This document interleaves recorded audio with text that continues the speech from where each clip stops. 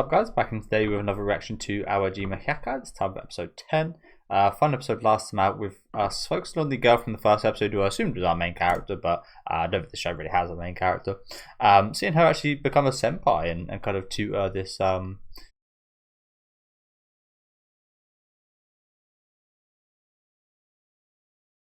wow. Not expecting that voice actor. Just gonna rewind there. Kind of took me by surprise a little bit. But yeah, it was intriguing to see her kind of become a senpai. We actually went back to the girls from a couple episodes ago and kind of caught up with the situation with the girl that had the access to the guy's private Twitter. And she was like dating the artist, and they end up kind of like making up, well, not making up per se, but there was quite a nice ending to their kind of story, which again we got told a few episodes ago. Didn't really kind of fully delve into it, so I'm glad we got the bit more of that. But yeah, no idea what to expect today. Sorry, I just got taken a bit surprised by this voice actor. Can't remember what I recognise him from.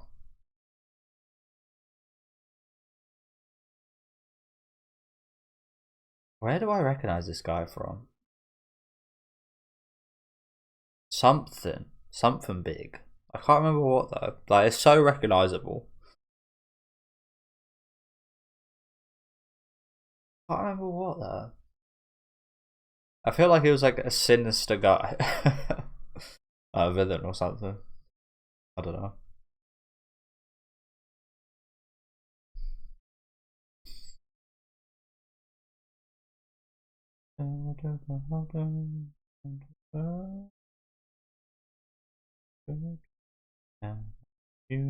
You got me.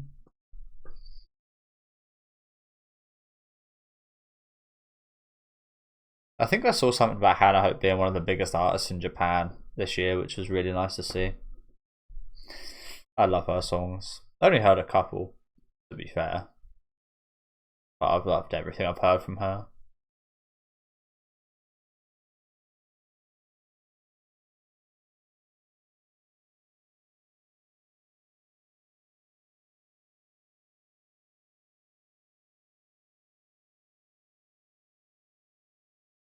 Look at that.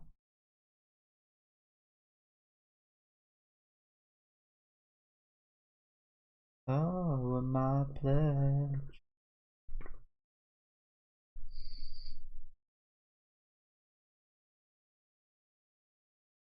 What age is this? I'm gonna guess like 90s, 2000s.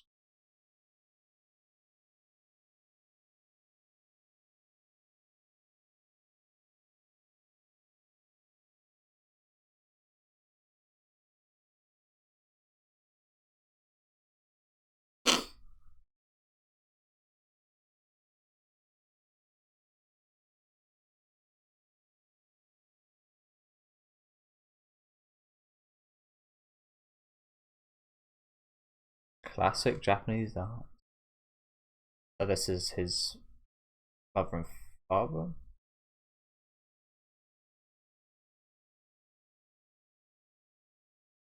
Oh, that's it.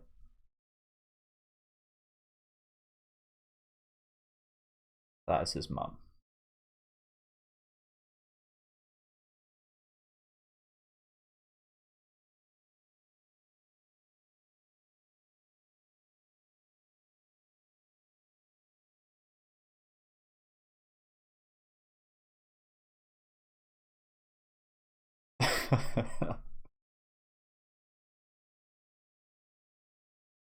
Big fan of Daydream myself.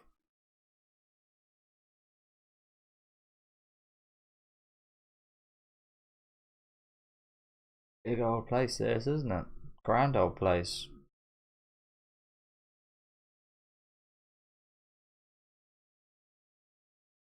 We have seen that a couple times throughout the show, haven't we?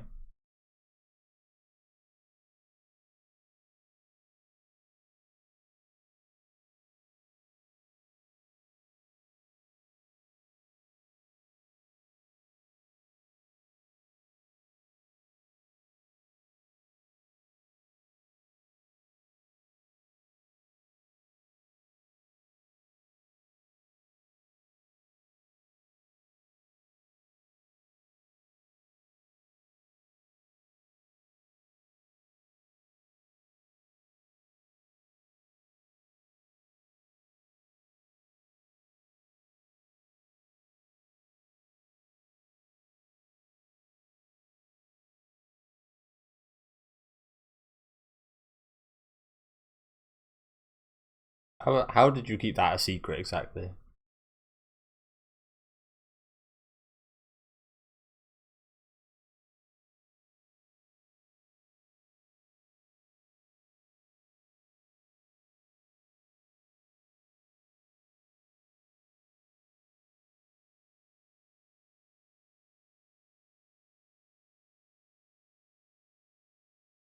And got her in it. I don't want to sound rude here, but did we have to add her to like him have his own spotlight?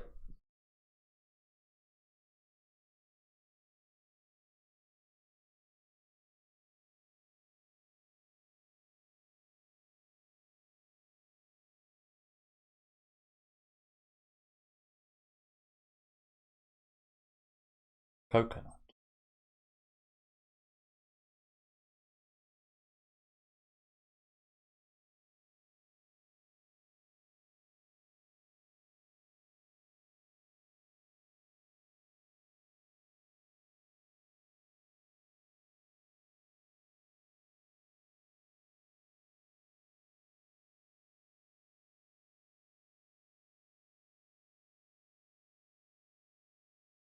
Sticky desu.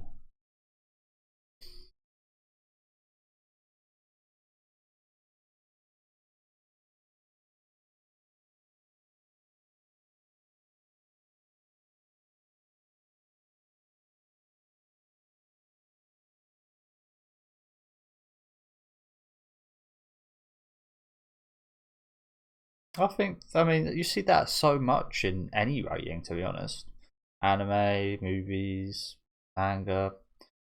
Usually a personification of the person that's writing. Like, their personification, it is usually like so them. Like you can always tell. Like, I struggle to think of a good example of this. There has been numerous examples though where I've like watched an anime on the channel and it's just like, oh, I pretty I mean, in most cases I know beforehand that the person that wrote this is the same author as this. Like in many cases I know beforehand, but there has been numerous times where I have just like, oh, is this the author that wrote so and so? Because it's so them. Like it's usually very easy to tell that like an author's work is theirs if you've seen another one of their works because they put so much of themselves or their thoughts or their wants in this case into their story, their experiences, whatever it is. It's usually really easy for me to tell. But as I said, I feel like a lot of the time I already know beforehand. But yeah, that's a nice little story there, isn't it?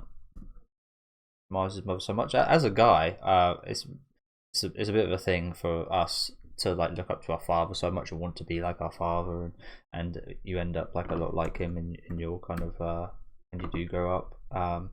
It's really intriguing to see that kind of with the mother in this way. I suppose when you do have like a special case like this where his mother is like a massive actress, makes a lot of sense, doesn't it? You go crazy out there, fucking all over the place.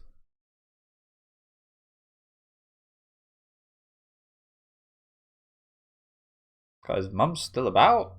He looks pretty damn old himself.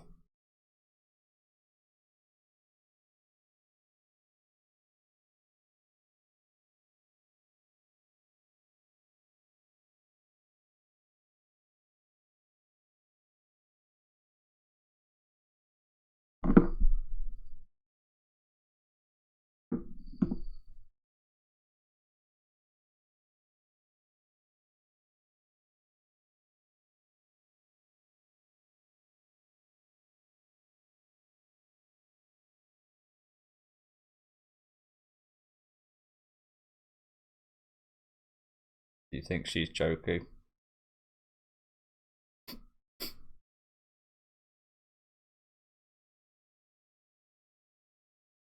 Not sure if that's sad or funny.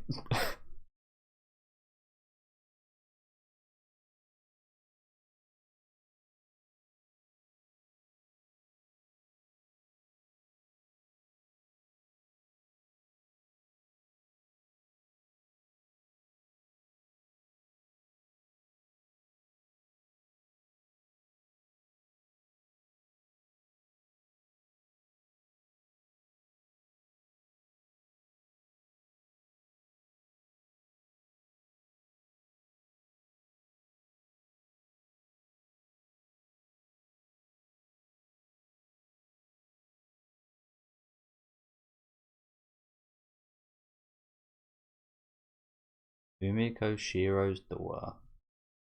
Who's Furiko Shiro?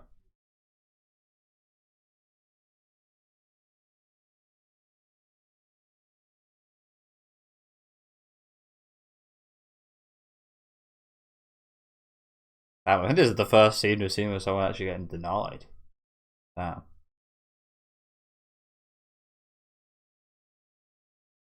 I gotta say, her eyes are very wide apart, aren't they? Like, very far apart. Fumiko Shiro.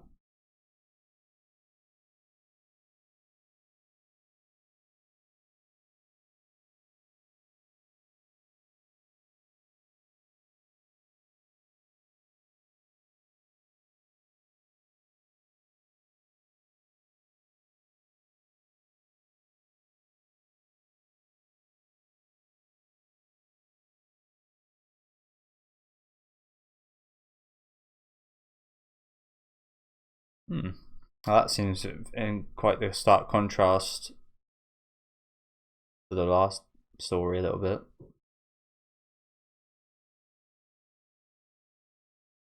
In I don't know what sense to say that in, to be honest. It seems in stark contrast to the last story, but it seems familiar in a sense of kind of being a bit like at arm's length in regards to this sensei student relationship, but that is your mother. I mean, in the last one, it was kind of like an admiration, but he kind of made a kind of fictional person in a way of his mother who wasn't actually there that much.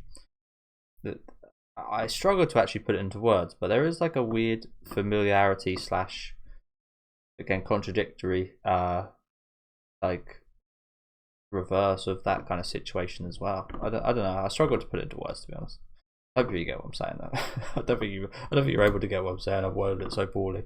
There's a weird like contrast slash similarity between the two of these stories, actually, isn't there? Already. The admiration's there from both sides, but the way they've gone about it, these two, the old man and this girl, are quite different.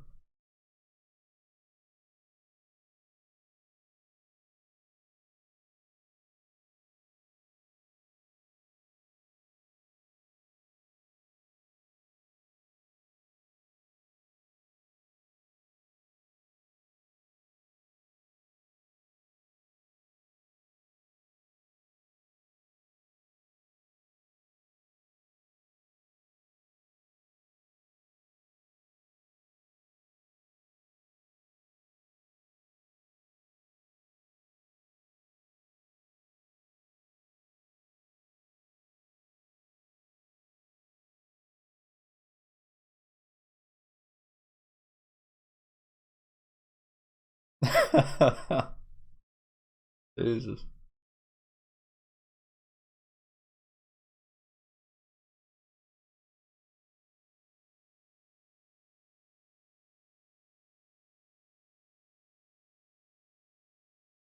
Yeah, I feel that's wrong though, right?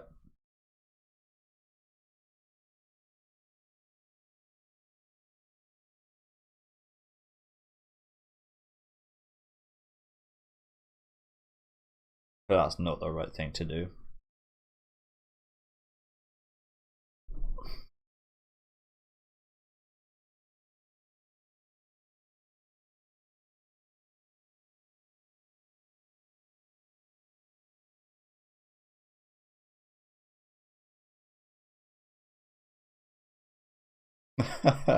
I had too many of my dad's useless genes.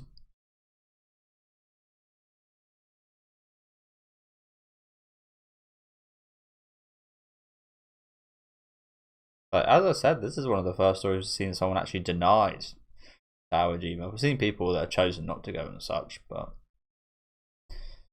yeah.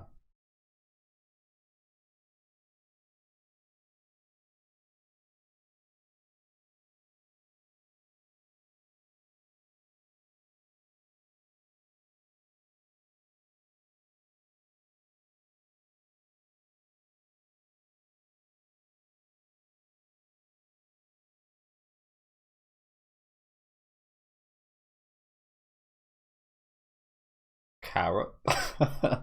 Carrot jump scare.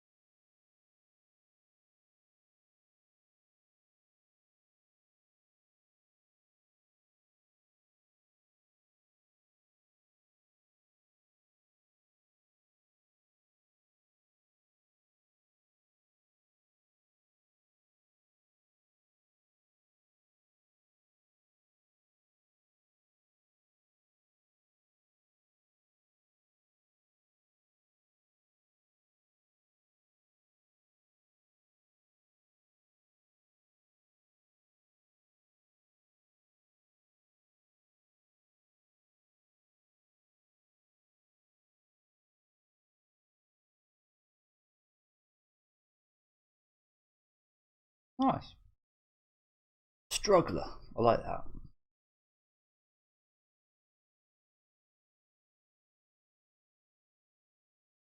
Is that that old bully?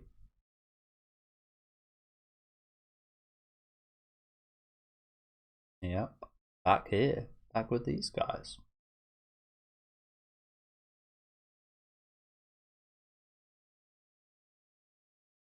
Back with these two.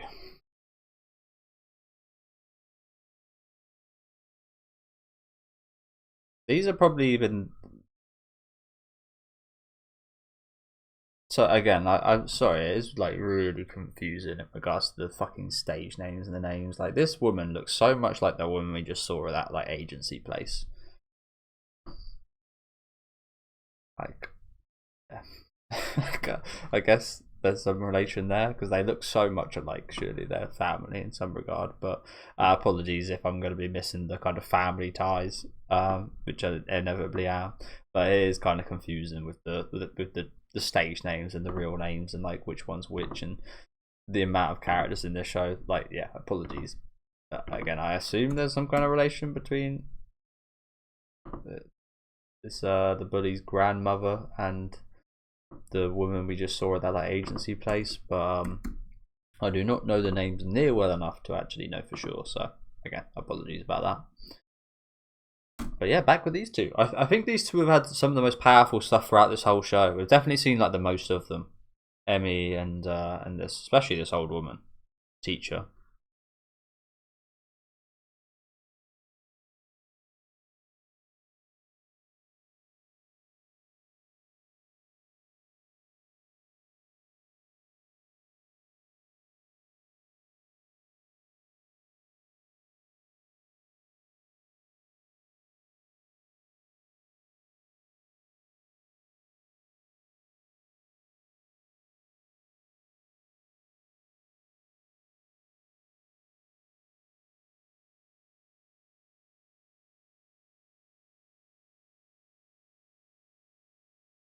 So what are we covering with these guys again?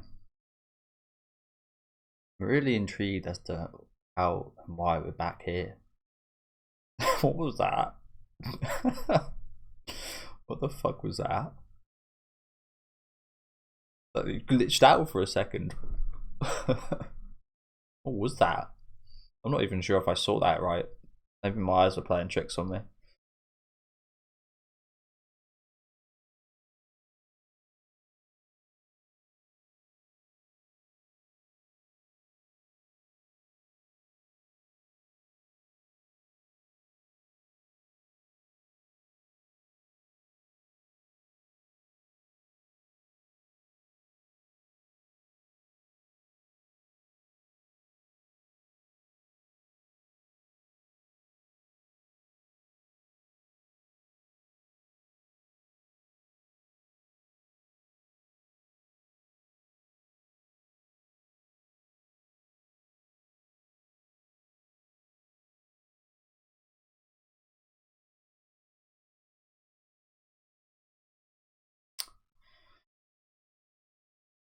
And we know what you said to your grandma.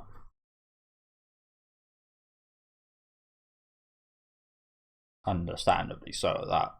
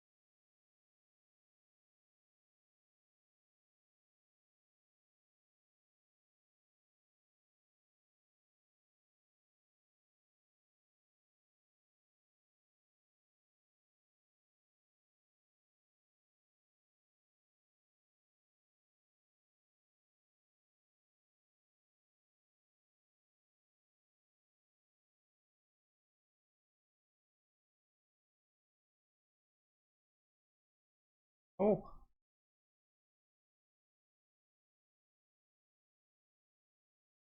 get smoked.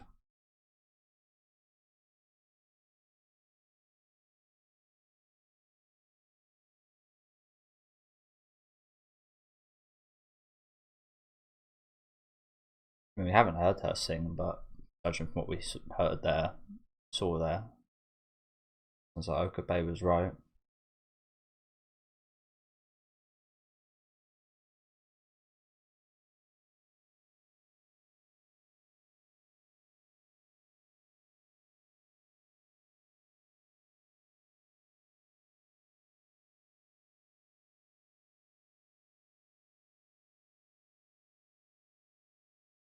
Yeah, you know what? I do imagine. Yeah, that is that really interesting. Yeah, that I didn't even really realize that for a minute. That how she kind of turned. I mean, she put her thoughts of her grandmother onto Emi Okabe there, but like even like that kind of feedback there was very of her grandma esque, wasn't it? And evoked that same feeling she had towards her grandma, as I alluded back to earlier, what she said to her grandma on her. She was like lying on her deathbed, and she was just like, "Yeah, fuck you." I mean, she didn't say that specifically, but essentially, she just said, "Fuck you," whispered in her ear, "I hate you." Um, and yeah, you can understand Ibuki, is it?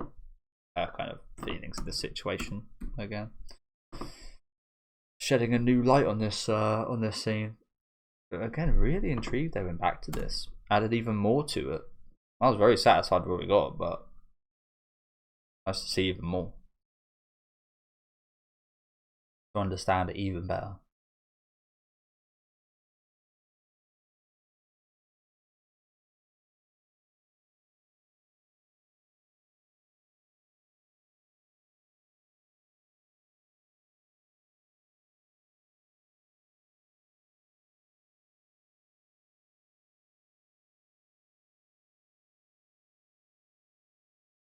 And of course, she'd have no idea.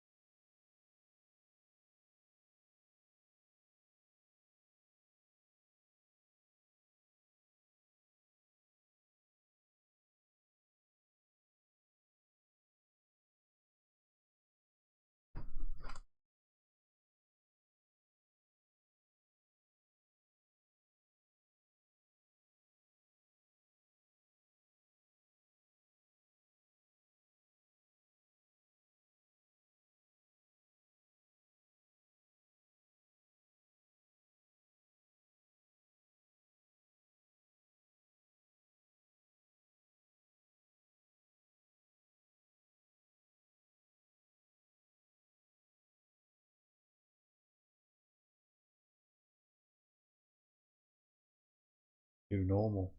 Damn, something really shook me up there about them speaking about her existence just disappearing like that.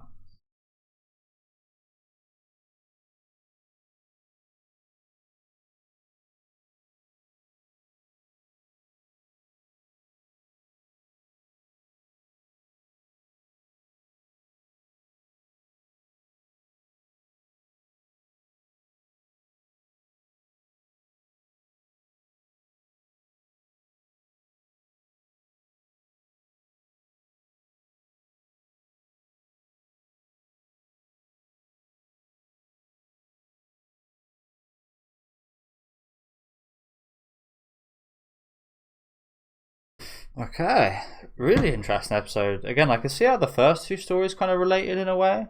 They were quite nice, kind of chasing their family,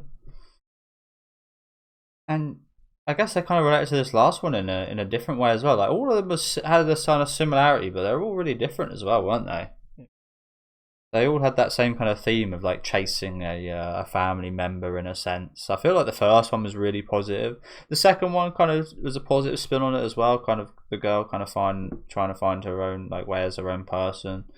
Um, yeah, it was kind of like a positive, neutral, negative in regards to like the themes of each of them. This one we had of course seen a lot of before, but even more kind of light on it and kind of shown even more of that situation. Again, someone shook me up there a bit about the Emi Okabe's kind of existence being just like whittled down like that, just how easy it is to whittle someone's entity down, as we saw there. Like something really scary about that. But yeah, another great episode.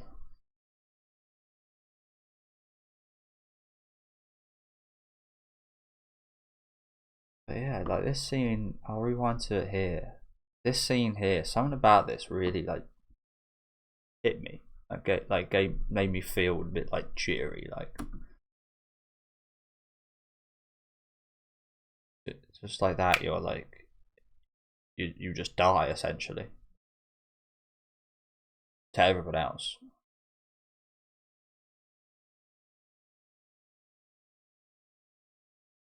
These scenes here, I don't know what it is about this. Came less than that. Fucking hell. Just because of that situation where Emi Okabe like done the right thing and stood up for the girl that clearly had the talent to be in that role. Yeah, everybody here is incredibly selfish and out for themselves, and we know how Awajima is. We know how these places are. Everybody's number one. Um, and for doing the right thing, this is what she gets. Like, again, we can understand it a bit better now with uh Ibuki here, like relating this back to her grandmother having that same vile feeling, and you can understand why. But again, from Emi's perspective, it's like, what the fuck did I do? Like, I just done the right thing, and this is what you get for looking after someone else, and like yeah. Just really powerful stuff there. Again, we probably saw like 60-70% of these scenes already, but just again shining a bit of a new light on them. Really enjoyed that, and again enjoyed how it kind of related to the other two stories.